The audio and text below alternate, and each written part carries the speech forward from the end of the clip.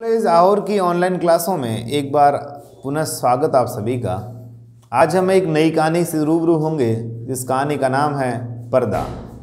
पर्दा कहानी के रचनाकार है श्री यशपाल जी, जो हिंदी में कालजयी कवि और लेखक हुए।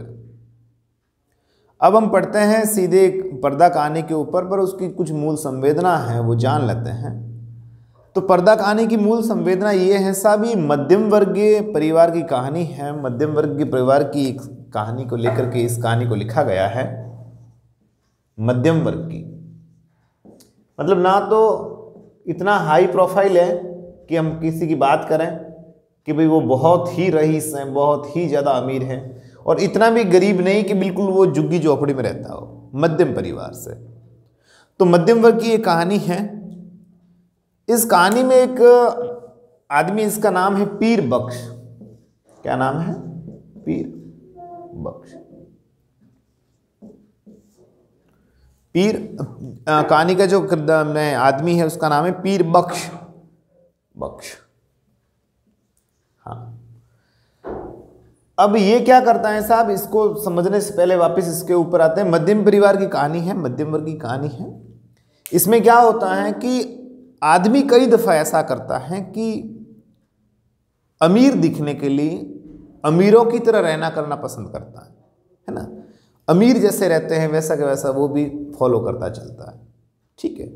और अपनी मुफलिसी, अपनी गरीबी को वो छिपाता चलता है ना। अपनी गरीबी पे वो पर्दा डाल देता है, अपनी गरीबी पे पर्दा डालता है। और अमीरों के रहन सहन, अमीरों का जो रिवाज है उनको पालन करता है। और धीरे धीरे धीरे धीरे दशा ये आ जाती है कि अपनी गरीबी को वो बिल्कुल नज़रअंदाज कर देता है और अपनी कमियों को वो छिपा देता है। फिर क्या होता है, वह अंततः आदमी अमीर भी नहीं बन पाता और अपनी गरीबी को स्वीकार भी नहीं कर लेता। ऐसा भी नहीं कि वो अपनी गरीबी को स्वीकार कर ले, नहीं, और वो अमीर भी नहीं बन पाता, ठीक है। और जब कभी पर्दा हटता है तो फिर पता चलता है कि इसकी असलियत क्या है ना।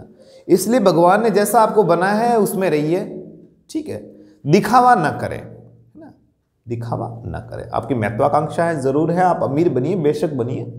मेरा कहने का मतलब ये नहीं कि भाई गरीब है तो गरीबी रहना, नहीं, अमीर जरूर बनिए, पर दिखावा मत कीजिए, है ना।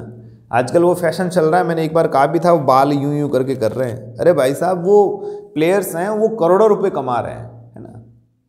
उनकी 4 व्हीलर गाड़ी है, वो बिस्लेरी से धोने की क्षमता रखते हैं, तो वो ऐसा कर सकते हैं। उनकी मिनटों में आमदनी है, 1 मिनट का वो पता नहीं कितना कमाते हैं, तो वो ऐसा कर सकते हैं। तो किसी का दिखावा मत कीजिए, अपना जो हुनर है उसको सलामत रखें तो मज़ा कुछ और ही रहता है। तो इसी कहानी को बेस बना करके इस कहानी में ये चीज़ें बताने की कोशिश की हैं कि किसी बात के ऊपर पर्दा मत डालो। आप जैसे हैं वैसे ठीक है, आप जैसे हैं वैसे खूबसूरत है, और दिखावा बिल्कुल ना करें। तो ये इस कहानी की मूल संवेदना थी। अब इस कहानी में वैसे इसका जो नायक है, जिसको जो मुख्य पात्र बोल सकते हैं, तो वो तो पर्दा ही है, कपड़े का एक पर्दा है। और अंत तक पीर बख्श के मकान पर रहता है और धीरे धीरे वो कपड़ा बोलो जीर्ण शीर्ण हो जाता है और वो उस घर की अंत तक लाज बचाता है और एक दिन पर्दा हट जाता है। पीर बख्श के 2 बेटे हैं, ठीक है। एंट्रेंस पास करके, एंट्रेंस का मतलब होता है 10वीं 10th क्लास। पहले 10वीं करके सीधे कॉलेज हुआ करती थी, है ना। 10वीं करके सीधे स्नातक हुआ करती थी। इसको मैट्रिक भी बोलते हैं, मैट्रिक। कई जनों को तो पता नहीं कि मैट्रिक होता क्या है। अरे आपको पता होगा, उत्तर मैट्रिक छात्रवृत्ति वगैरह नहीं आती आपकी, उसी प्रकार से मैट्रिक 10th को बोलते हैं, है ना। तो ये पास करके सीधी कॉलेज होती थी। तो इन्होंने 10वीं पास करके, इनके जो 2 बेटे थे, एक तो रेलवे में बाबू लग गया, इसको क्लर्क बोल सकते हैं रेलवे में, और एक डाक खाने में लग गया। किस में लग गया? भारतीय डाक में। और ये अपने दोनों बेटों को सेटल कर लिया इन्होंने। पीर बख्श चौधरी का मतलब ये अपने सरनेम के पीछे जो बड़े प्रतिष्ठित व्यक्ति होते हैं उनको वो लगाते हैं चौधरी। उस जमाने की कहानी, बहुत पहले की कहानी। तो ये समझने की कोशिश है कि पीर बख्श के दो बेटे, एक रेलवे में बाबू हैं, एक डाक में बाबू हैं, क्लर्क हैं। और होता क्या है कि धीरे धीरे धीरे वो गरीब तो वैसे होते ही हैं, पर वो अमीरों का चौंसला अपनाने के कारण धीरे धीरे वो गरीब बनते जाते हैं और गरीब बनते जाते हैं। पर उनके बेटे गरीबी को स्वीकार नहीं करते। बोलो विडंबना तब पैदा होती है साहब कि गरीबी में है पर वो गरीबी को स्वीकार करना नहीं चाहते, और जब वो गरीबी को स्वीकार करना नहीं चाहते तो फिर धीरे धीरे एक दिन उसका पर्दा हट जाता है। तो अब हम बात इधर उधर की न करके सीधे कहानी पर आते हैं कि कहानी क्या है। बहुत ही उम्दा कहानी है, और एक बार कहानी पढ़ने से पूर्व मैं एक बार वापस से आपको कहूँगा कि YouTube में जाकर केपी कॉलेज आवर को सर्च करना है, और जैसे ही वो आ जाए चैनल उसके ऊपर सब्सक्राइब करना है और अपने वीडियो देखने हैं। अपने दोस्तों को भी कहना है कि देखिए जिनके पाठ्यक्रम में हिंदी साहित्य है। और किसी भी सब्जेक्ट के संबंधित आपको कोई शिकायत है, आपको कोई समस्या आ रही है, कुछ समझ में नहीं आ रहा है, तो बिल्कुल आप बेशक आप लिख करके प्रश्न छोड़ दीजिए, और जैसे ही समय मिलेगा हम आपके उस प्रश्न का उत्तर देने की बिल्कुल 100% गारंटी लेते हैं। शुरू करते हैं कहानी पर्दा। चौधरी पीर बख्श के दादा, चौधरी पीर बख्श के दादा। तो दोस्तों ये याद रखना है, आपको अपनी कॉपी में लिख देना है ये कि इसमें जो किरदार है खास खास कौन है। एक तो है चौधरी पीर बख्श, चौधरी पीर बख्श, इनके दादाजी, इनके कौन दादा, चौधरी पीर बख्श के दादा चुंगी के महकमे में दारोगा थे। कौन से महकमे में, कौन से डिपार्टमेंट में? इनके दादा चुंगी। चुंगी का मतलब होता है सब आजकल बोलते हैं ना चेक पोस्ट, टोल वगैरह वगैरह, उसी प्रकार से पहले चुंगी हुआ करती थी, वहां पे चुंगी वसूल किया जाता है, एक प्रकार का कर था, ये टैक्स था। और महकमे का मतलब होता है डिपार्टमेंट, इंग्लिश में जिसको बोलते हैं, और उसमें दारोगा पोस्ट पर थे। आपने कहानी पढ़ी होगी मुंशी प्रेमचंद जी की नमक का दारोगा। दारोगा का मतलब होता है सिपाही, दारोगा ये सिपाही। उत्तर प्रदेश साइड में आज भी जो कांस्टेबल होते हैं उनको दारोगा बोलते हैं, ठीक है। तो इनके दादाजी चुंगी महकमे में दारोगा के पद पर कार्यरत थे।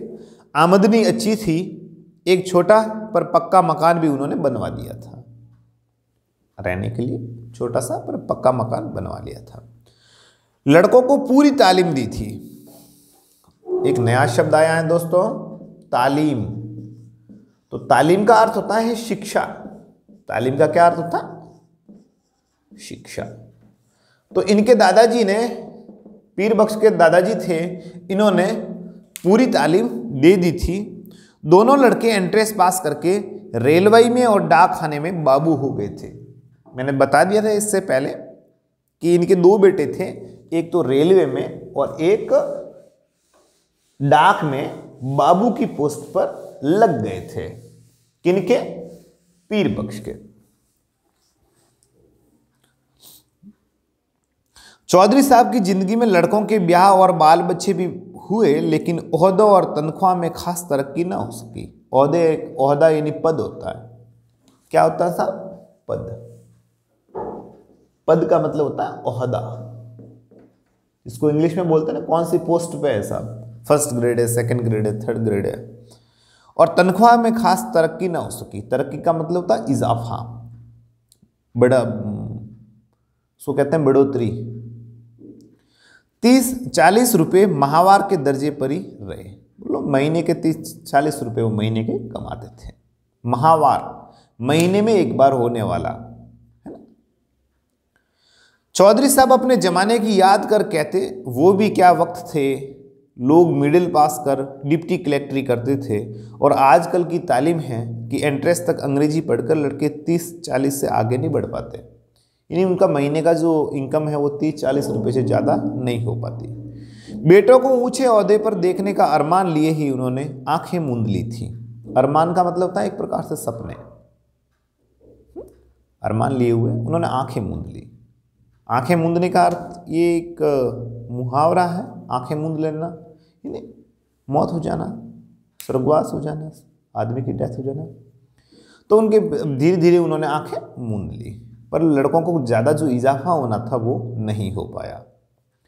इंशाअल्लाह चौधरी साहब के कुनबे में बरकत हुई। कुनबा का मतलब होता है कुल, परिवार, कुनबा। और बरकत का मतलब होता है बढ़ोतरी, बरकत हुई। चौधरी फजल कुर्बान रेलवे में काम करते थे। क्या नाम है?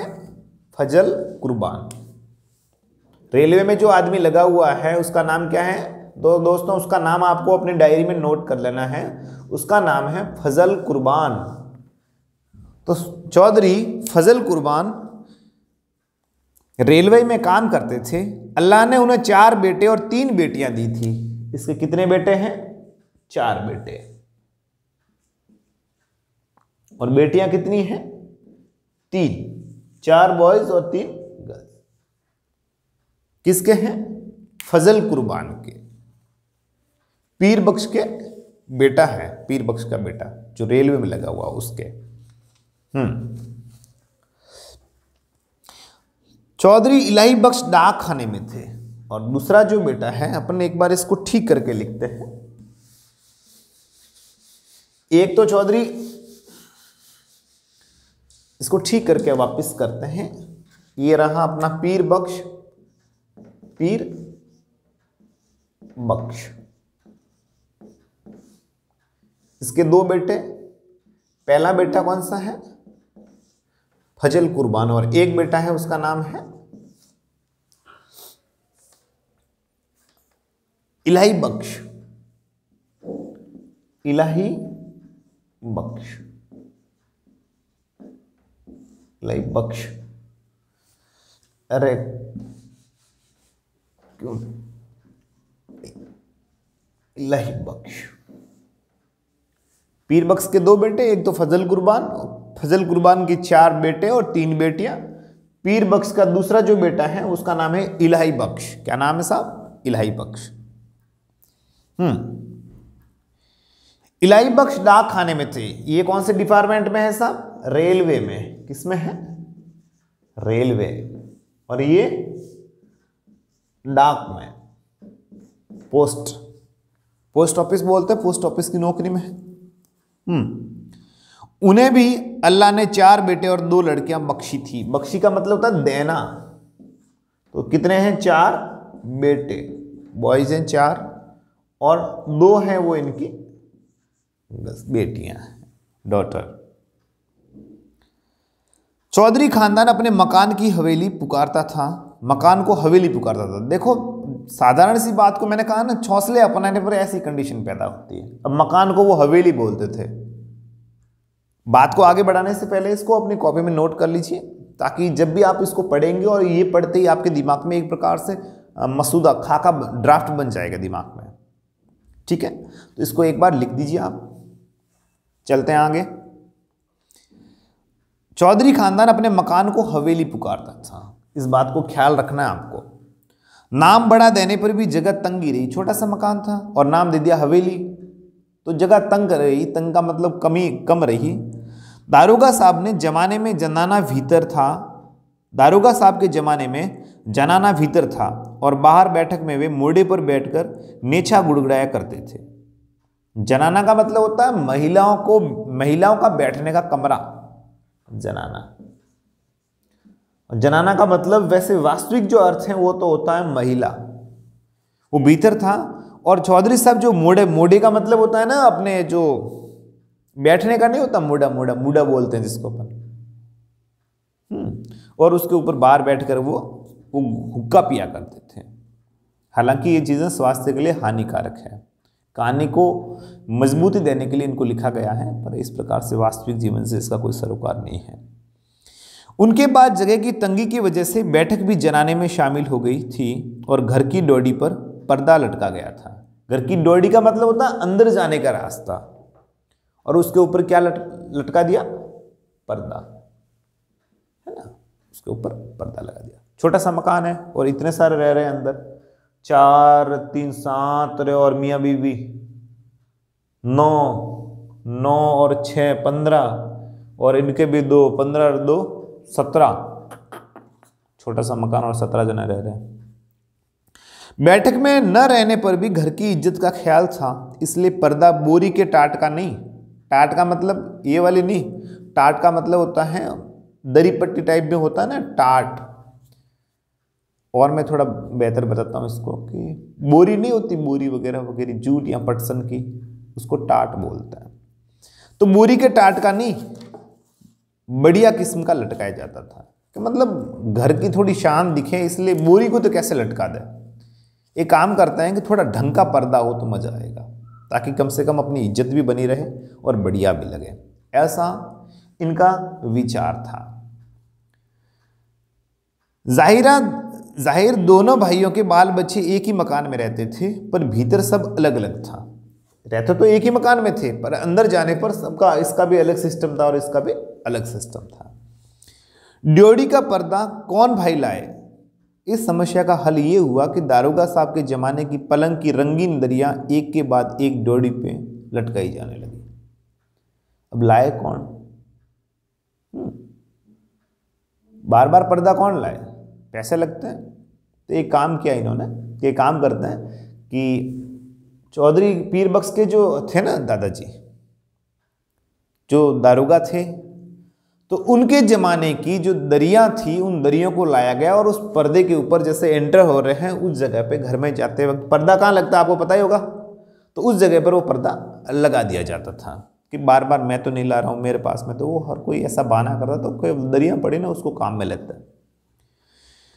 तीसरी पीढ़ी की ब्याह शादी होने लगे, इनके और इनके। आखिर चौधरी खानदान की औलाद को हवेली छोड़ दूसरी जगह तलाश करनी पड़ी। अब 17 जना तो ये और इनकी भी शादियां होंगी, तो फिर तो ज़्यादा ही होगा, जगह कम, बहुत ज़्यादा कम पड़ जाएगी। चौधरी इलाही बख्श के बड़े साहबजादे, साहबजादा का मतलब था बेटा, इलाही बख्श का बेटा, ये साहबजादे एंट्रेंस पास कर डाक खाने में 20 रुपए की क्लर्क की पा गए, बाबू लग गया, क्लर्क हो गया। और इसका बेटा था, वो भी किस में लग गया? डाक में। और कौन सी पोस्ट पर? बाबू लगाया वो, बाबू। और बाबू क्या होता है आप लोग तो जानते होंगे, सही है ना? बाबू ही नहीं, क्लर्क इंग्लिश में जिसको बोलते हैं, राइट। दूसरे साहबजादे मिडिल पास कर अस्पताल में कंपाउंडर बन गए। उसका जो दूसरा बेटा था वो कहां पे लगा? हॉस्पिटल में क्या बन गया? कंपाउंडर, कंपाउंडर, कंपाउंडर, कंपाउंडर लग गया। ठीक है। ज्यों ज्यों जमाना गुजरता जाता, तालीम और नौकरी दोनों ही मुश्किल होती जा रही थी। समय बदलता जा रहा था और धीरे धीरे जो चीजें थी वो मुश्किल हुई जा रही थी। तीसरे बेटे होनहार थे, उन्होंने वजीफा पाया, जैसे तैसे मिडिल पास कर स्कूल में मुदरिस हो देहात चले गए। वहां से धीरे धीरे धीरे वो देहात यानी गांव की ओर चले गए, उनको वहां पे रहना पसंद नहीं आया। मुर्शिद का मतलब होता है किसी का चेला बन जाना, और ये मुदरिस है, मुदरिस का मतलब होता है वहां से ठीक ठाक सब कुछ छोड़ छाड़ के देहात चले गए। चौथे लड़के पीर बख्श प्राइमरी से आगे न बढ़ सके। ये तो पीर बख्श हैं, और इनका जो चौथा बेटा उसका नाम है पीर बख्श।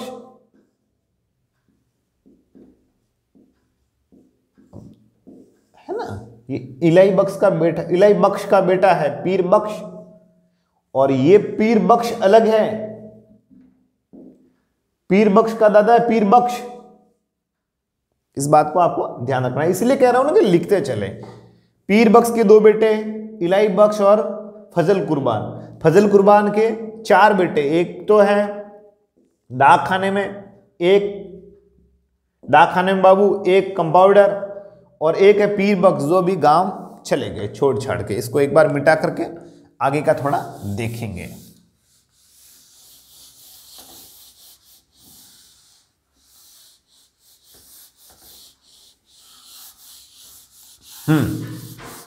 तो इसके 4 बेटे हैं, एक तो रेलवे उसमें डाक खाने में, एक कंपाउंडर और एक छोड़ छाड़ के गांव चला गया है। आगे देखते हैं।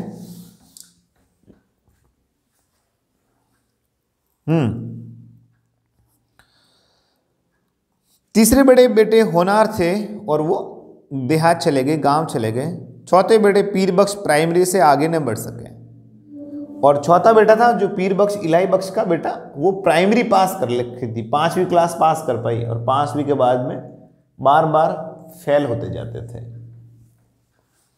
आजकल की तालीम माँ बाप पर खर्च के बोझ के सिवाय और है क्या? ये लेखक का मत है कि जब आप तालीम का मतलब था शिक्षा, जब आप पढ़ाई में आप ध्यान नहीं दे रहे हैं तो केवल आप अपने माँ बाप का पैसा खर्च कर रहे हैं, है ना। वो बिल्कुल अंधे होकर के आपके ऊपर विश्वास करते हैं, आपको पैसे दे रहे हैं तो उन पैसों का सदुपयोग करना चाहिए। वो बात आपके ऊपर भी लागू होती है और मेरे ऊपर भी लागू होती है, सबके ऊपर लागू होती है ना। और पैसा कितना मुश्किल से आता है, ये आप भी किसान के बेटे हैं, मैं भी किसान का बेटा हूं, तो हमसे बेहतर कौन जानेगा सब पैसा कितना मुश्किल से आता है। तो पैसों की वैल्यू समझिए। स्कूल की फीस हर महीने और किताबों, कॉपी और नक्शों के लिए रुपये ही रुपये, बस देते रहो देते रहो। चौधरी पीर बख्श का भी ब्याह हो गया, चौथा बेटा था इलाही बख्श का, जो चौथे नंबर का बेटा था उसका भी ब्याह हो गया। मौला के करम से, भगवान के करम से बीवी की गोद भी जल्दी भर गई। गोद जल्दी भरने का मतलब पानी वाणी नहीं गिर गया, जल्दी से वो उसकी बीवी थी वो भी गर्भवती हो गई। पीर बख्श ने रोजगार के तौर पर खानदान की इज्जत के ख्याल से एक तेल की मिल में मुंशीगिरी कर ली थी।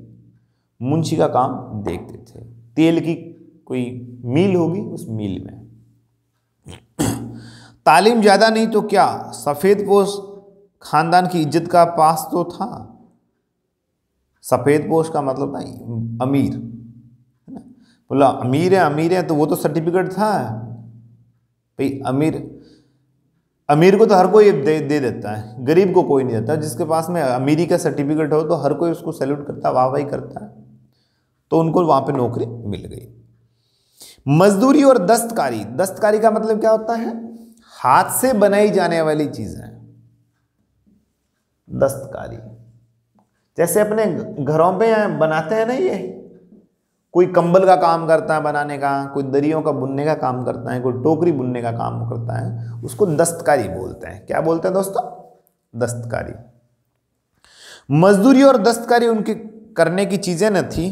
बोले ऐसे तो कैसे करे, हालांकि 5वीं पास ही है इसका बेटा और इनका पोता, पर वो वैसा काम तो हम कैसे करें। वह चौकी पर बैठते, कलम दावात का काम था, पेन और दावात से वो काम करते थे। 12 रुपया महीना अधिक नहीं होता, और इनको जो नौकरी में जो रुपये मिलते थे, इनकम थी 12 रुपया। तो ये चीजें आपको लिखनी है, ये चीजें लिखनी है। प्रश्न का उत्तर देने में बहुत ही मजा आएगा, और आपका जो प्रश्न का प्रभाव है वो बहुत ऊंचे तबके का होगा। इस बात को आपको नोटिस करना है, ख्याल रखना है। चौधरी पीर बख्श को मकान सितवा की कच्ची बस्ती में लेना पड़ा। अब उस मकान में तो रह नहीं सकते, तो कच्ची बस्ती में उन्होंने मकान लिया। मकान का किराया 2 रुपया था। कितने रुपये था महीने का? 2 रुपया। 2 रुपये मकान किराया था। इलाही बख्श का जो चौथे नंबर का बेटा है पीर बख्श और इलाही बख्श, आधा ख है यहाँ पे और यहाँ पे आधा क है। अब इलाही बख्श बीच में नाम नहीं आ रहा तो इसको अपन मिटाया देते हैं। अब केवल इसी को लेकर के चलेंगे। जब ये नाम आगे आ जाएगा तो इनको ले लेंगे। कहानी अब इसके इर्द गिर्द घूम रही है, इस बात का आपको ख्याल रखना है। तो 2 रुपये किराया था मकान का। आसपास गरीब और कमीन लोगों की बस्ती थी। हालांकि कमीन कोई नहीं होता है, ठीक है, पर ये लेखक ने उस जमाने में कहानी लिखी हुई तो उनकी मानसिकता है। आदमी देखो, एक तो गरीबी अलग चीज है, मेरा मानना है गरीबी अलग चीज है, और गरीब घर में या अमीर घर में सफाई अलग चीज है ना। गरीब तो कोई जने हो जाते हैं, पर सफाई बढ़िया हो तो क्या दिक्कत है? कोई दिक्कत नहीं है ना। और भगवान ने हम सबको एक बना के भेजा है। केवल एक ही फर्क है कि भाई ये नर है और ये मादा है, यानी ये आदमी है और ये पुरुष है, बस यही फर्क है ना, जननांगों के आधार पर, शारीरिक बनावट के आधार पर, बाकी क्या फर्क है। ऐसा तो है नहीं कि भाई उसके तो पीला खून आ रहा है, उसका गुलाबी खून आ रहा है, उसके सोने का सींग है यहाँ पे लटका हुआ, अच्छा ये नो, ऐसा कुछ नहीं है ना, हम सब एक हैं। आसपास गरीब और उन लोगों की बस्ती थी। कच्ची गली के बीचों बीच, गली के मुहाने पर, मोड़ पर, यार आजकल मेरी गलियां टेढ़ी कैसे हो रही है साहब, गली के मुहाने पर, गली के मुहाने पर लगे कमेटी के नल से निरंतर टपकते पानी की काली धार बहती रहती थी, निरंतर पानी टपकता रहता था। नाली के किनारे घास उगाई थी, और जो नाली बनी हुई थी वहां पर घास उगाई थी। नाली पर मच्छर और मक्खियों के बादल उमड़ते रहते थे। अतिशयोक्ति है ये, है ना, कैन अब बोलो हमेशा वहां पर मच्छर है, मक्खियां हैं, वो भिन भिनाया करती थी, क्योंकि कच्ची बस्ती है। कच्ची बस्ती में सुविधा कम होती है, सुविधा कम होती है। सामने रमजानी धोबी की भट्टी थी। एक नाम आया है, क्या नाम है, रमजानी धोबी, रमजानी धोबी। और इस रमजानी धोबी की भट्टी थी, जिसमें से धुआं और सब्जी मिले उबले कपड़ों की गंध उड़ती रहती थी। और वहां पर कपड़े वगैरह धोए जाते होंगे, और वहां से वो चीजें,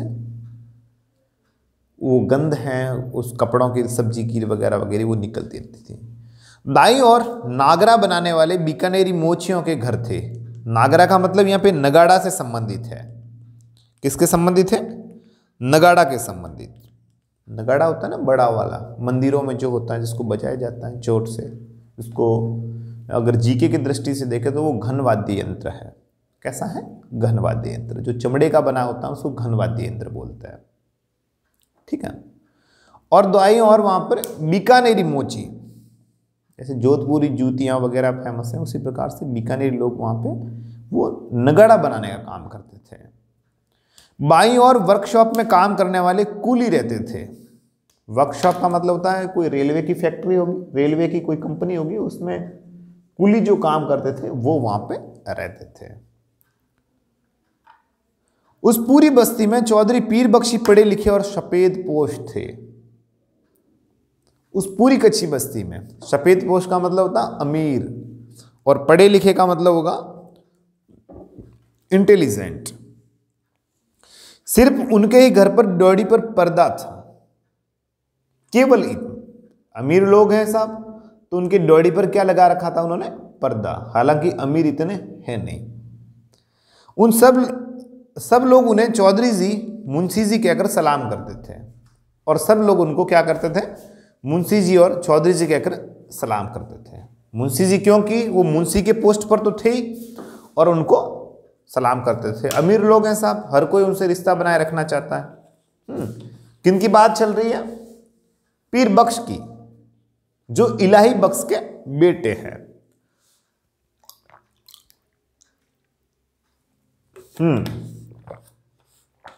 और तो हर कोई उनसे अच्छा रिश्ता रखना चाहता था उस कच्ची बस्ती में। उनके घर की औरतों को कभी किसी ने गली में नहीं देखा था। अमीर घर की औरतें बाहर नहीं घूमती, है ना। और ऐसा भी नहीं है साहब, मेरा कोई कमेंट नहीं है कि गरीब घर की औरतें बाहर घूमती, नहीं। अमीर घर में क्या है ना, ज़रूरतें घर पे ही आ जाती हैं साहब, सब चीज़ें वहीं पे। मैंने तो अमिताभ बच्चन को कभी और कहीं पे चाय के ठेले पे नहीं देखा मैंने, है ना। कहने का मतलब उनके पास में सुविधाएं हैं, बहुत सारा पैसा है साहब, 50-50 नौकर उनके आगे काम करने वाले, सब चीज़ें सीधे घर पे आती है ना। इंशाअल्लाह घर में औलाद थी तो वह भी लड़कियां, किसके, पीर बख्श के। जो औलाद थी, बेटियां थी, वो केवल लड़कियां थी।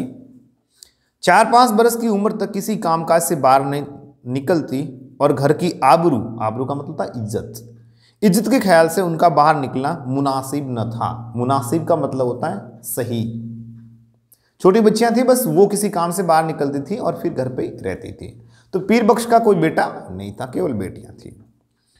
पीर बख्श खुद ही मुस्कुराते हुए सुबह शाम कमेटी के नल से घड़े भर लाते थे।